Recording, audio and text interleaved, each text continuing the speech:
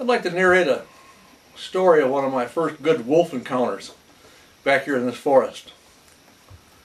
That first encounter with a wolf occurred in September of 2004. It had rained so much that the trails in my cabin were being flooded with water.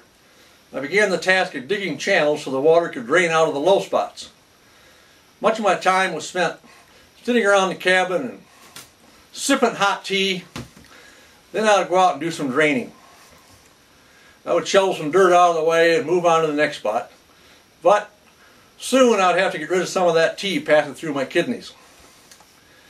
I soon noticed that animals had started scratching and marking a lot along the trails I was working on. On the third day of my draining, I was on my way to an area miles away to do some work. As I approached that first spot of drainage work, I heard something running in the brush to my right. The wolf then crossed the trail 50 feet in front of me. I was elated because this was the first wolf I'd seen deep in this forest in over 20 years of hiking around in it. The wolves are always close by, but they're so crafty you seldom get to see them. I was carrying some empty tin cans out to the Jeep with my backpack, so I dropped them off and hiked another 3 miles before returning. On my way back, I could see that the wolf had followed me and scratched his mark into the trail 2 miles from the first encounter. It finally dawned on me that I had started a turf war with this wolf.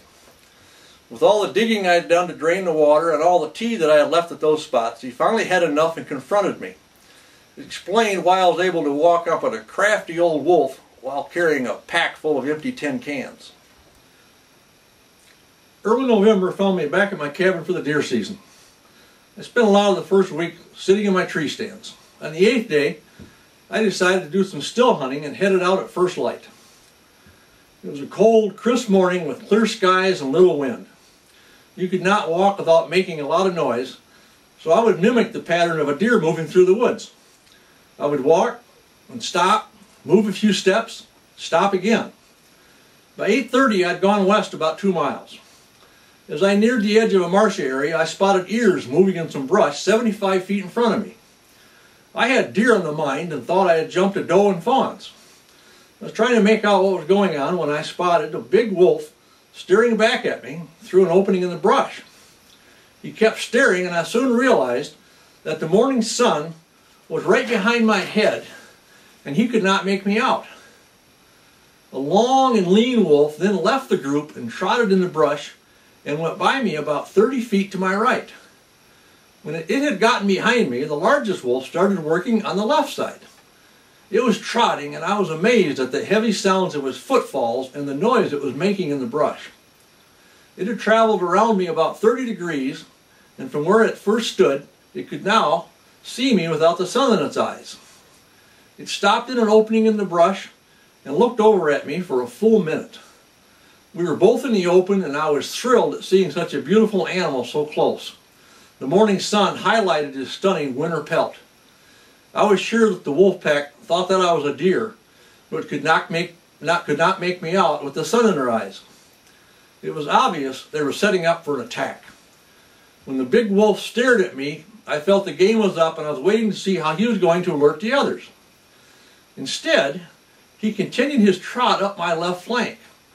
I was thoroughly enjoying the moment and not thinking of the consequences. There were at least 2 wolves still standing at the original spot 75 feet away. After a little while, they started coming forward at a fast crawl with their bellies close to the ground. At 50 feet, they would come around the bush and have a clear view of me. Just before they came around the bush, they reeled back like they had hit an electric fence. Some of my scent must have moved that way on the early morning air currents. They did not seem to know what to do and just kept nervously milling around. I then spotted the long and lean wolf come back along my right side and return to them. The group then trotted up the route the big wolf had taken on my left flank and melted back into the forest. I've never been worried about the wolves, but I think about that big wolf staring me down and then going on to get in position for the kill.